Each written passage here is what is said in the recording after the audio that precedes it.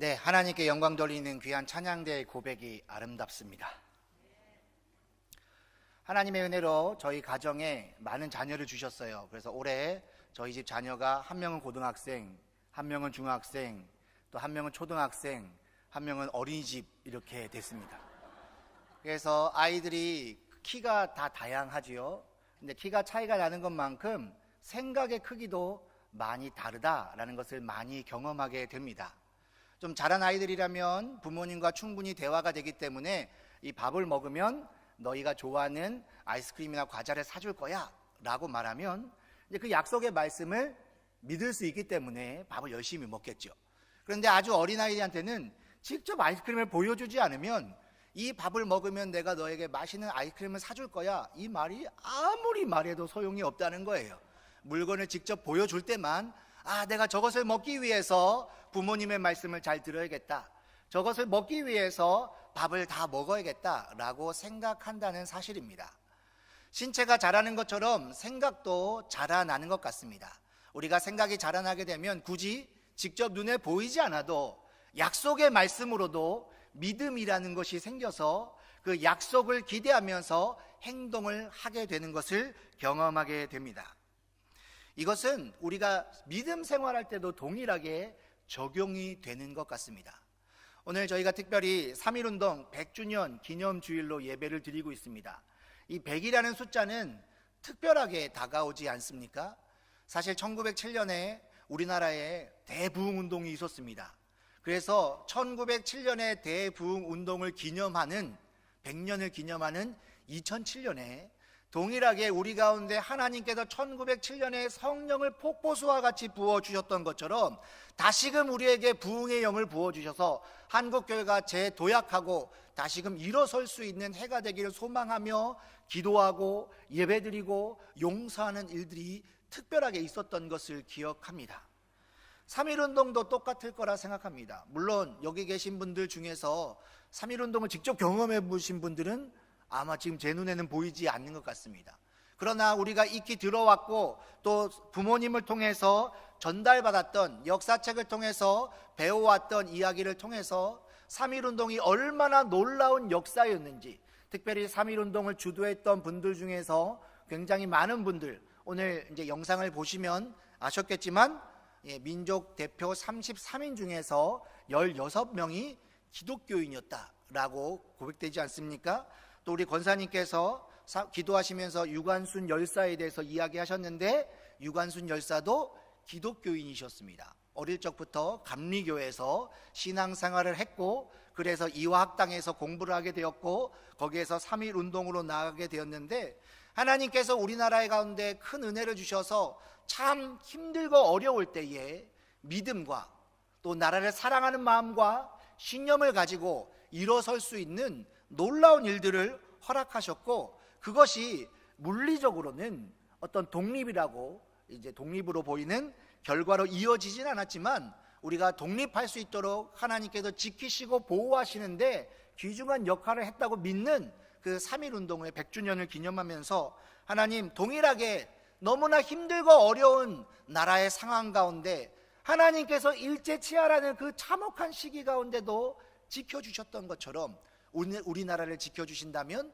우리가 다시금 도약하며 일어설 수 있습니다 라는 기대감을 갖게 된다는 사실입니다. 근데 또 성경을 읽어보니까요, 우리나라와 좀 비슷하게 힘들고 어려운 상황을 겪었던 한 이야기가 소개되어 있다는 것입니다. 그것은 바로 남유다의 마지막 멸망쯤에서 있었던 일인데요, 오늘 저희가 읽었던 예레미야 29장의 말씀이 바로 그 시대에 주어진 여호와의 말씀을 소개하고 있습니다.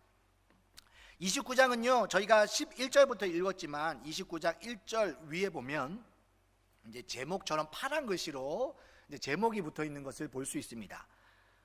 보이십니까? 네, 뭐라고 적혀 있죠?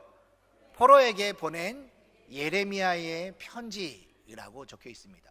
목사님, 제 성경책에는 없는데요 라는 분들은 조금 비싼 성경을 사면 있습니다.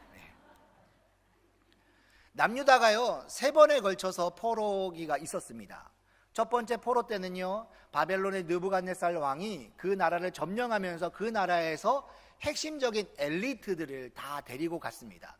엘리트들을 포로로 끌고 갔던 이유는 바벨론에 가서 바벨론의 교육을 시킨 다음에 나중에 이 사람들이 자기 나라로 돌아가서 민족의 지도자가 되었을 때 바벨론에게 유리한 정책을 하기 위해서, 즉 어릴 때부터 세뇌 교육을 시키기 위해서 포로로 끌고 갔어요. 이때 끌려갔던 대표적인 인물이 우리가 잘 알고 있는 다니엘이라는 청년입니다. 다니엘이 어린 나이에 왕족이었는데 끌려가서 거기서 교육을 까딱 잘못 받았으면 예루살렘에 돌아와서 바벨론에게 유리한 정책으로 이제 백성들을 힘들게 하는 지도자가 될 수 있었는데, 다니엘은 뜻을 정하고 마음을 정하여서 하나님 앞에 섰다라고 성경이 기록하고 있습니다. 두 번째 포로기는요, 느부갓네살 왕이 다시 예루살렘에 와서 이제 엘리트들을 데려갔으니까 두 번째는 누구를 데려가겠습니까? 그 땅에 있는 기술자들을 데려갔습니다. 그래서 물건 만드는 사람, 건물 짓는 사람, 철로 대장장이 만드는 사람, 이런 사람들을 다 데려갔어요. 그때 끌려갔던 대표적인 인물이 우리가 잘 알고 있는 선지자 에스겔입니다. 에스겔은 당시의 엘리트 제사장이었어요. 성전에서 모든 제의의 절차들을 잘 알고 있는, 어릴 적부터 제사장 가문에서 철저하게 훈련받은 기술자였는데 이 에스겔이 끌려갔다는 사실입니다. 그리고 세 번째 이제 포로기 때는 나라가 완전히 싸그리 망하고 그 땅에는 이제 거린들만 남겨두고 모두 다 포로로 끌려가게 되는 것이 3차 포로기인데요. 오늘 29장의 말씀은 1차, 2차 포로기는 진행되었으나 3차 포로기는 진행되지 않았을 때를 말하고 있습니다. 어떻게 알 수 있냐면 2절 말씀 때문이죠. 여고니아 왕과 왕후와 궁중 내시들과 유다와 예루살렘의 고관들과 기능공과 토공들이 예루살렘에서 떠난 후라라고 되어 있습니다.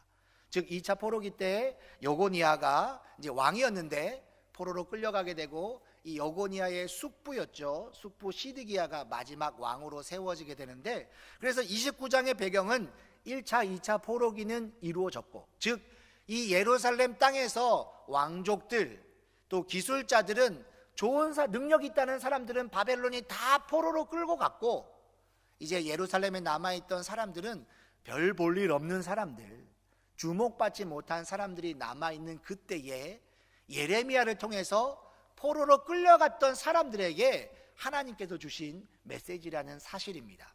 자, 그러면 우리가 한번 상상을 해봅시다. 이 포로로 끌려갔던 사람들의 생활이 어땠을까요? 이들이 예루살렘에 살고 있었다면 왕족으로서, 엘리트로서, 기술자로서 그래도 남들보다 행복하고 여유 있는 삶을 살았을 것입니다. 그런데 바벨론의 포로로 끌려가게 되는 순간 이 사람들의 운명이 완전히 180도로 바뀌게 되었다는 사실이에요. 우리나라에 있는 외국인 근로자들께서 이제 일을 하시다가 다치게 돼서 병원에 가는 일이 생기게 됩니다.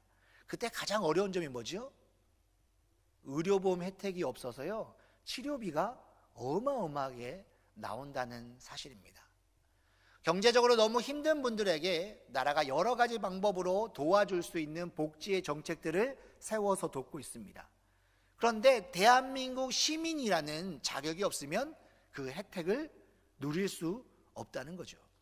어떤 사람들은 힘들고 어려울 때에 나라에서 돈도 주고 사람도 보내주고 음식도 보내줘서 살아갈 수 있게 해주는데, 나는 더 힘들고 어려운 상황 가운데 있는데 단지 시민권이 없다는 이유로 아무것도 받을 수 없는 그런 상황에 처한다는 사실이지요.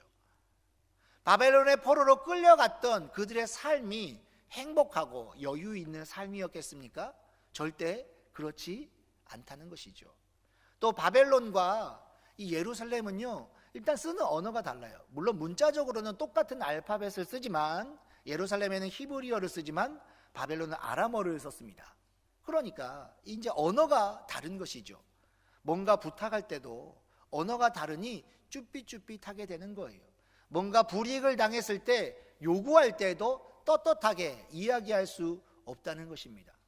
제가 청년들과 좀 사역을 많이 해서 이제 매년 단기 선교를 가게 되는데, 제가 단기 선교를 여러 나라를 가게 될 때 딴 건 몰라도 꼭 두 가지 언어는 꼭 배우고 갑니다. 그 두 가지 언어가 뭐냐면 첫 번째는 배가 고픕니다 라는 말이고요, 두 번째는 화장실이 어디 있습니까? 라는 질문입니다. 이 두 가지 언어는 어떻게든 배워가려고 합니다. 왜냐하면 이것을 알지 못하면 너무너무 불편하기 때문에 그런 것이죠. 그런데 잠깐 가는 단기 선교, 또 단기 선교에 갔을 때는 항상 통역해 주는 분이 계시기 때문에 불편하지만 우리의 의사가 전달이 되는데, 포로로 끌려가서 다른 언어권에 산다는 것은 그런 의미가 아니라는 거예요. 다니엘이요, 유학 가려고 바벨론의 아람어를 미리 공부하지 않았어요. 그냥 갑자기 포로로 끌려가게 된 거거든요. 아무런 준비 없이. 그러니까 그들의 삶이 어땠겠습니까? 아주 힘들고 어렵다는 것이죠. 근데 그것보다 더 힘든 것은요, 그 같이 살고 있는 사람들의 반응이에요. 우리도 그러지 않습니까? 좀 낯선 언어와 문화권과 피부색의 사람들이 오면 좀 같이 가서 쉽게 어울리지 못하잖아요. 그런 거 경험하시죠? 저만 그런가요? 제가 좀 내성적이라서 그런가 봅니다. 좀 다른 언어권을 쓰거나 또 다른 색깔의 사람들을 만나게 되면 그들과 함께 어울리기가 쉽지 않다는 거예요. 오늘과 같이 사람들이 많이 교육받고 사람들의 인권에 대해서 존중하는 마음이 충만한 때에도 나와 다르다는 이유로 나름 마음의 벽이 생기는데, 이때 당시에 교육도 못 받았지요, 사람의 인권에 대해서 별로 중요하게 생각하지 않는 시대에 바벨론 사람들이 포로로 끌려왔던 유다인들을 어떤 방법으로 대했겠습니까? 그들을 무시하고 그들을 괴롭히고 그들을 종부리듯이 부리지 않겠습니까? 사실 그때 당시에 노예는요, 말만 할 뿐이지 소유물, 가축물로 여겼기 때문에 주인이 마음에 들지 않으면 노예는 때려 죽여도 아무런 처벌을 받지 못했어요. 물론 포로들은 노예가 아닙니다. 그런데 어떤 면에서는 노예와 같습니다. 아니요, 노예보다 더 못한 처지에 있을 수도 있다는 것입니다. 그러니까 같이 어울려 사는 사람들에게도 많은 차별을 받고 있는 사람들입니다. 너무나 힘든 것이죠. 언어적으로도 힘들고요, 또 사람들로 인해 차별로도 힘들고요. 그런데 그것보다 더 힘든 게 있었으니 그것은 바로 그들의 믿음이었습니다. 이스라엘 백성들에게 갖고 있는 가장 정체성, 자부심이 무엇이냐면 그것은 바로 우리가 하나님의 백성이다 라는 자부심이었어요. 하나님이 우리를 선택하셨다, 하나님이 우리를 사랑하시고 보호하신다, 이것이 이스라엘 백성들이 가지고 있는 최고의 자부심이었습니다. 그런데 이들이 포로로 끌려갔다는 거예요. 이 포로로 끌려가는 일은 전쟁에서 졌기 때문이죠. 전쟁에서 지게 되면요, 전쟁에서 승리했던 나라가 패배했던 나라에게 취하는 행동이 있습니다. 약탈하고 노략질하고 전리품을 얻고, 무엇보다 우리의 신이 너네 신보다 더 강하기 때문에 우리가 이렇게 승리할 수 있었다라고 조롱하는 일이 있는 것이죠. 이스라엘 백성들이 포로로 끌려갔다는 것은 그들을 선택하신 하나님, 그들을 사랑하시는 하나님이 바벨론이 섬기고 있는 신에게 큰 힘을 발휘할 수 없는 연약한 존재라는 것을 말해주는 거예요. 그러니까 포로로 끌려왔다는 것은 하나님께서 능력이 없으시다, 하나님께서 우리를 포기하셨다, 하나님은 우리와 더 이상 함께 하시지 않는다라는 것을 의미합니다. 그러니까 이들이 갖고 있는 어릴 적부터 가져왔던 그 신앙의 토대를 생각할 때에 이것만큼 끔찍한 일은 없다는 것이죠. 우리도 때로는 그런 일을 상상해 본 적 있지 않습니까? 아무도 나를 사랑하지 않는다면, 내가 믿었던 그 사람마저 나를 버리고 나를 배신한다면 나의 삶은 어떠할까? 아마 거의 여기 계신 분들 태반이 별로 살고 싶지 않으실 거라 생각합니다. 이스라엘 백성들에게 포기할 수 없는 믿음, 하나님이 우리와 함께 하신다 였는데, 하나님께서 우리를 버리셔서 하나님이 우리와 함께 하지 않으셔서 우리가 이방 나라의 포로로 끌려와서 비참하게 살고 있습니다 라는 것을 인정하는 것만큼 힘든 일은 없다는 것이죠. 사실 사람이 너무나 힘든 일을 경험하게 되면 현실을 부정하지 않습니까? 아, 이건 아니라고, 있을 수 없는 일이라고, 이건 꿈일 거라고 말하면서 현실을 인정하지 않게 됩니다.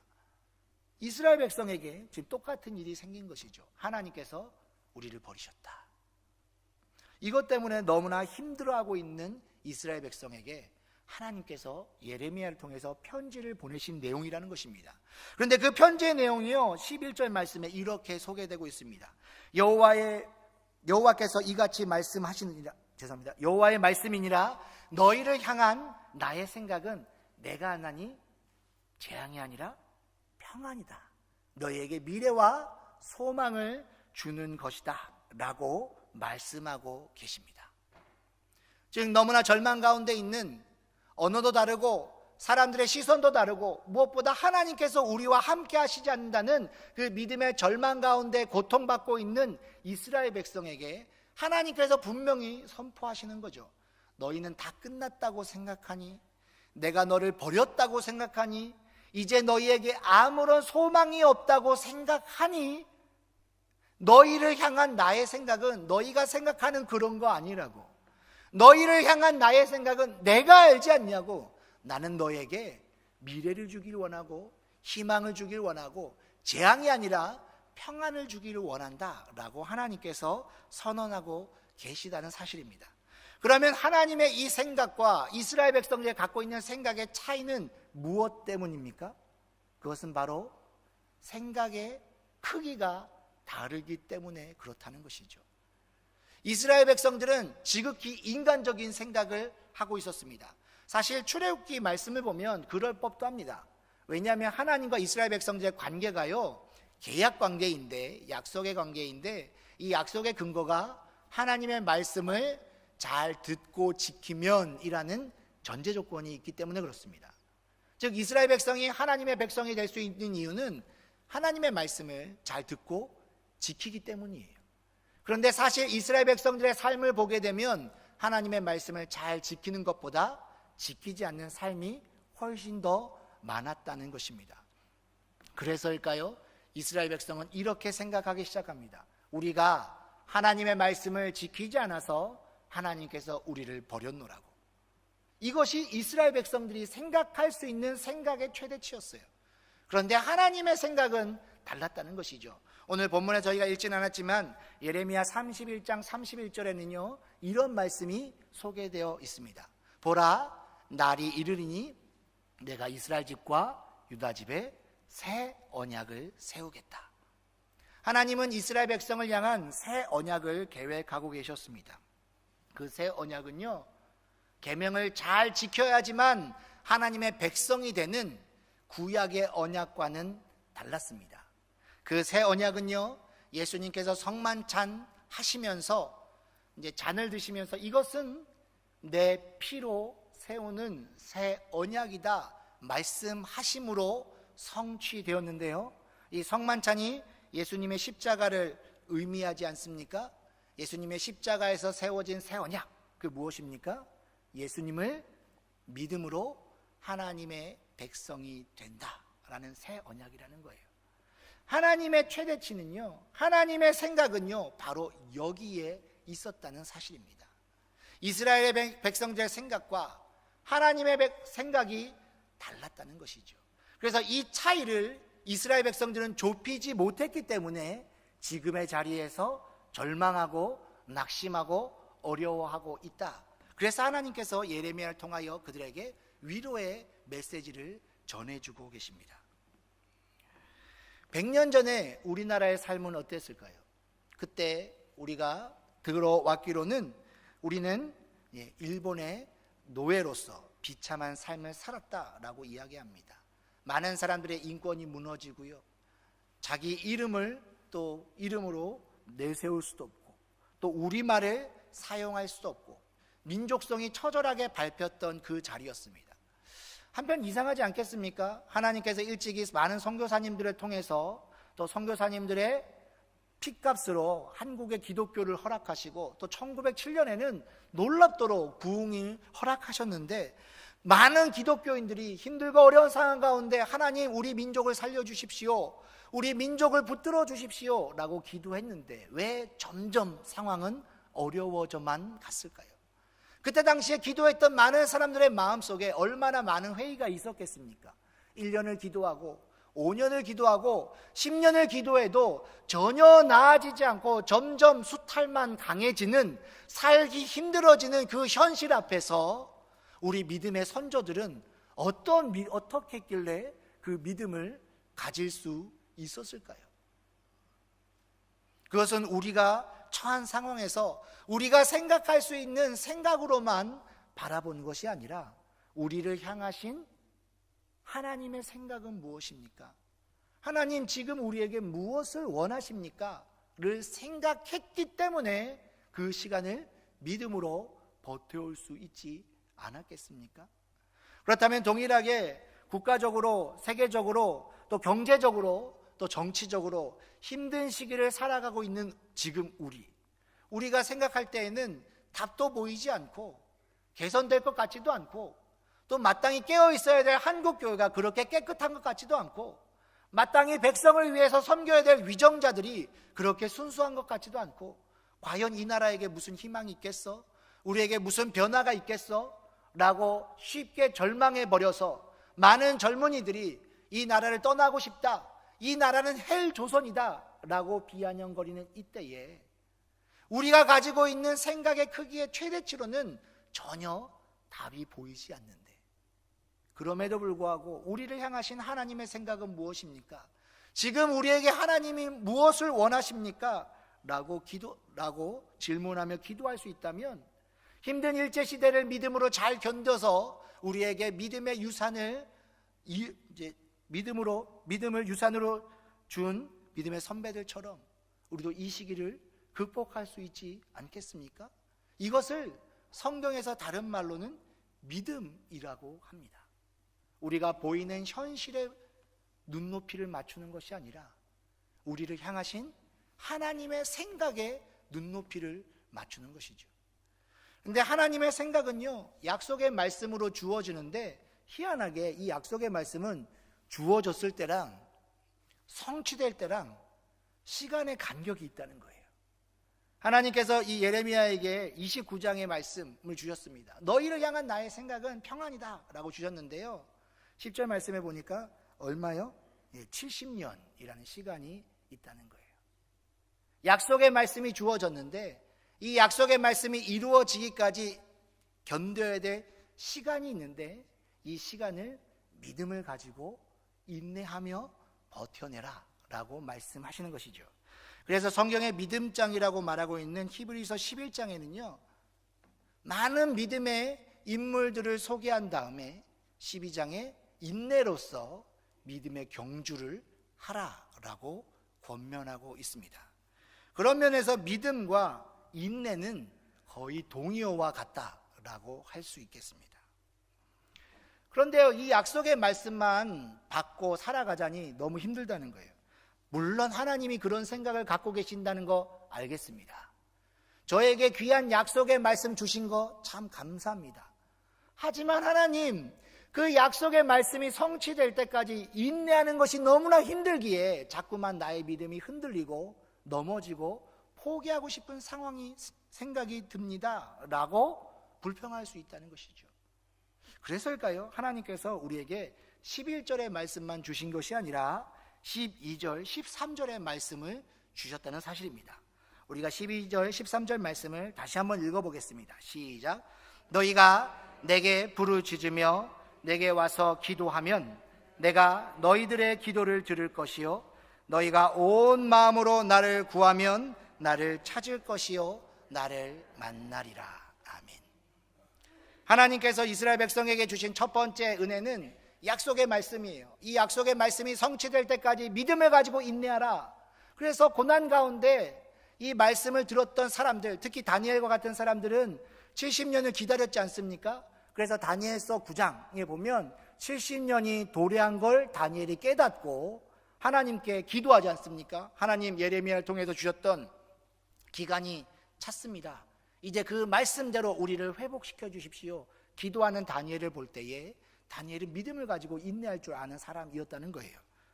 그런데 다니엘은 그렇게 할 수 있을 것 같은데 우리는 좀 믿음이 다니엘보다는 안 되기 때문에 70년 또 하나님께서 약속의 말씀을 성취하기까지 주실 기간을 인내하기 힘들어서 우리의 믿음이 흔들릴까 봐 하나님께서 두 번째로 주신 약속이 와서 부르짖으라 라고 말씀하셨다는 거예요. 약속의 말씀만 가지고 힘들더냐, 인내하면서 버티는 것이 너무 힘드니 그렇다고 시험 들지 말고 믿음 저버리지 말고 그때 와서 기도하면 내가 너의 기도를 들어줄 거야 라고 말씀하신 것이죠. 즉 약속의 말씀이 완전히 성취되기 전 우리가 기도하면서 하나님의 응답을 경험함으로 계속적인 은혜가 채워져서 우리의 믿음이 흔들리지 않게 하시는 하나님의 은혜의 손길이 있다고 약속해 주신다는 사실입니다. 12절에는요 기도하면 기도를 들을 것이다 라고 말씀하셨습니다. 하나님 너무나 힘듭니다, 나의 믿음이 흔들립니다 라고 기도할 때에 우리의 기도를 들으시고 와서 위로해 주신다고 약속하셨지요. 그런데 13절에는요 여기에서 더 나아가서 우리가 전심으로 찾고 구하면 우리에게 찾아와서 만나 주시겠다고 약속하셨다는 거예요. 즉 12절 13절의 말씀은요 약속의 말씀만 가지고 인내하면서 버티기 힘든 사람에게 또 보너스로 주어주는 하나님의 은혜. 힘들고 어려울 때마다 눈물로 주님 앞에 나아갑니다. 그러면 하나님이 뭐라고 하십니까? 시편에 기록된 것처럼 나의 눈물을 주의 병에 담으소서 라고 기도했는데 하나님이 그 기도 들으시면서 뭐라고 하시겠습니까? 오냐 한 방울도 빠뜨리지 않고 내가 다 담았다, 내가 너의 눈물을 기억한다 라고 말씀해 주시는 거죠.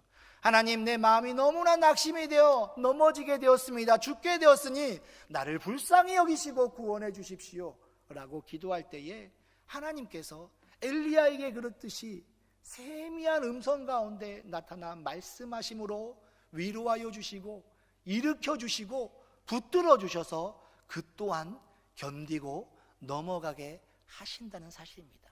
이것이 바로 신자의 축복인 것이죠. 오늘 두 가지 배웠습니다. 첫 번째, 약속의 말씀. 두 번째, 기도함으로 응답받는 것입니다. 그런데 하나님은 여기에서 끝내지 않으신다고 말씀합니다. 오늘 14절 말씀에 세 번째 은혜가 저희에게 있습니다. 14절 말씀을 한번 다시 읽어보겠습니다. 시작. 이것은 여호와의 말씀이니라. 나는 너희들을 만날 것이며 너희를 포로된 중에서 다시 돌아오게 하되 내가 쫓아보내었던 나라들과 모든 곳에서 모아 사로잡혀 떠났던 그곳으로 돌아오게 하리라. 이것은 여호와의 말씀이니라. 아멘. 우리가 선지서로 이제 이사야, 예레미야, 호세아 다 선지서이지 않습니까? 선지서에서 나타나는 특징적인 표현이요, 이것은 여호와의 말씀이니라 라는 구절이 나옵니다. 그러니까 하나님께서 선지자를 통해서 우리에게 직접 말씀을 주신 것이죠. 근데 이 14절 말씀은 이제 이스라엘 백성들이 참 믿기 어려운 말씀이었어요. 왜냐하면 이 바벨론의 느부갓네살이라는 왕이요, 얼마나 잔혹하고 패악하고 권력이 센 왕인지 이 나라가 최전성기를 누리고 있는 거예요. 나라의 영토가 혁혁합니다. 주변에 어떤 나라도 이 느부갓네살 왕과 그의 군대를 대적할 수 없어요. 모든 나라가 연합해도 대적할 거라고 기대가 되지 않는 그러한 때입니다. 그때에 하나님께서 그 바벨론으로부터 내가 너를 구원하여서 예루살렘으로 보내주겠다라고 말씀하신 거예요. 그러니까 이게 이스라엘 백성들에게 얼마나 믿기지 않는 말씀이었겠습니까?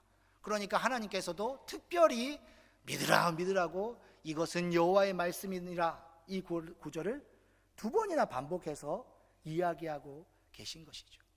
하나님의 스케일이 얼마나 크신지 우리가 생각할 때는요, 우리가 기도할 때는요, 하나님 다 해달라는 건 아니에요. 그냥 지금 좀 힘드니까 요 문제 정도만 해줘도 좋겠습니다. 우리의 기도는 그런 거죠. 하나님, 우리나라가 너무 어려운데 그냥 좀 어려운 문제 좀 해결해 주셨으면 좋겠습니다. 요렇게만 기도하는 거죠.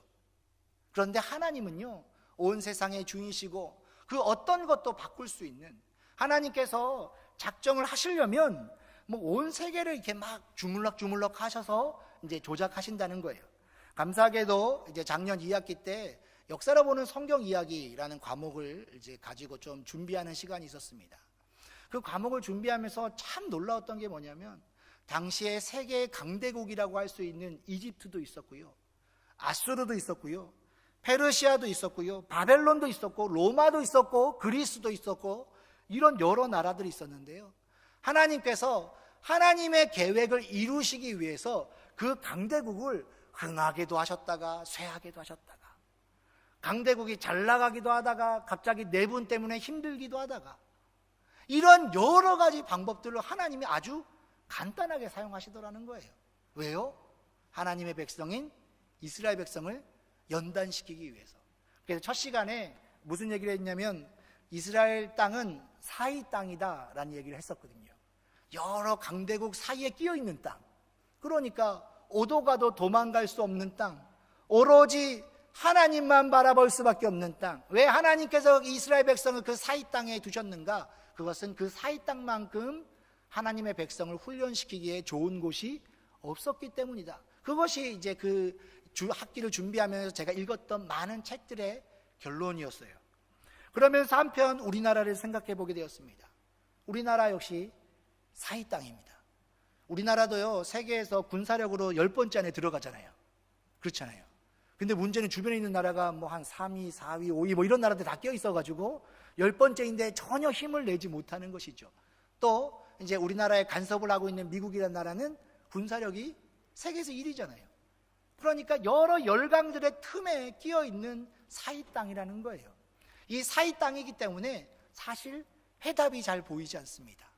근데 사이 땅이기 때문에 해답이 없기 때문에 우리는 하나님을 의지할 수밖에 없는 것이죠. 일전에 이제 예배를 드리는 가운데 한 목사님이 기도와 간절함에 대해서 설교를 하시면서 이런 말씀을 하시더라고요. 간절한 기도는 응답받습니다. 근데 이 간절한 기도가 응답받는 것이 우리가 간절하게 하는 그 행위 때문에, 그 행위에 대한 대가로 하나님께서 응답하시는 건 아니라는 거예요. 그렇지 않습니까? 우리가 간절하게 기도하는 그 행위 때문에 하나님이 응답하신다면 하나님의 응답에는 우리의 몫이 있는 거예요.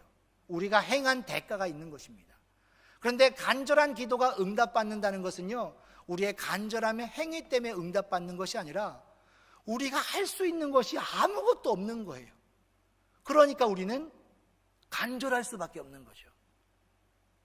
간절한 기도는 우리가 할 수 있는 것이 아무것도 없기에 오직 주님만 바라봅니다, 주님의 은혜만 구합니다 라는 기도가 간절한 기도인 것입니다. 그 기도에 하나님이 응답하신다 라고 이제 예배 중에 목사님이 설교를 하셨는데 굉장히 많은 도전이 되었습니다. 오늘 14절에 하나님께서는요, 이스라엘 백성들의 회복의 방법을 이야기하시는데 이것은 이스라엘 백성들이 기도했던 것보다 더 큰 대답이었어요. 아마 이스라엘 백성들의 기도는 이거였지 않겠습니까? 하나님, 지금 힘든 생활 면하게 해주세요. 하나님, 우리나라 망하지 않게 해주세요. 하나님, 우리가 이곳에서 잘 정착할 수 있게 해주세요. 하나님, 기회가 된다면 고향에 돌아갈 수 있게 해주세요.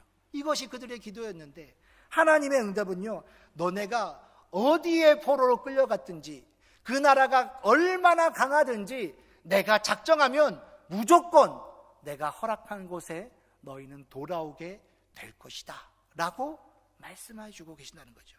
시편 기자는요, 그래서 이 부분을 어떻게 하고 있냐면 하나님께서 북방을 향하여 외치시는 거죠. 북방아, 나의 자녀들을 놓아라.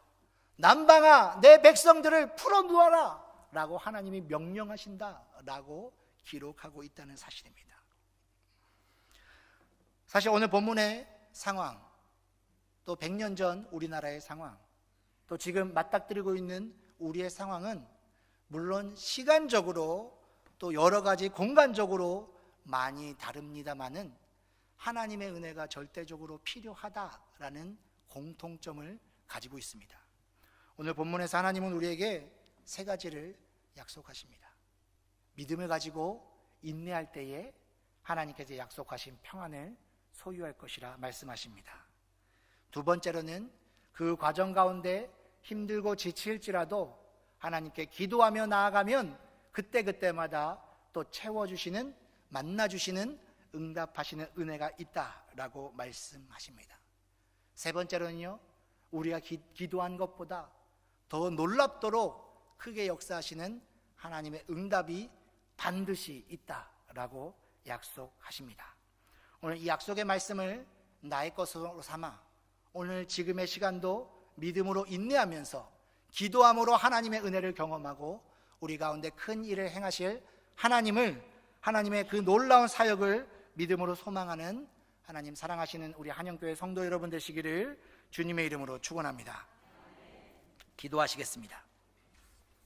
사랑과 은혜가 풍성하신 하나님, 오늘 하나님께서 우리에게 주신 말씀을 통해 우리가 지금 무엇을 가져야 하는지를 다시금 깨닫게 되었습니다. 하나님, 믿음 가지고 끝까지 인내하게 하여 주시옵소서. 기도함으로 하나님의 응답을 구하며 하나님을 만나는 은혜를 체험하게 하여 주시옵소서. 우리 가운데 큰 일을 행하실 하나님을 반드시 믿고 확신하게 하여 주시옵소서. 이 믿음으로 이 나라를, 이 교회를, 이 가정을, 이 몸을 변화시킬 하나님을 기대하게 하여 주옵소서. 이 모든 말씀 우리를 사랑하시는 예수님의 이름으로 기도드립니다.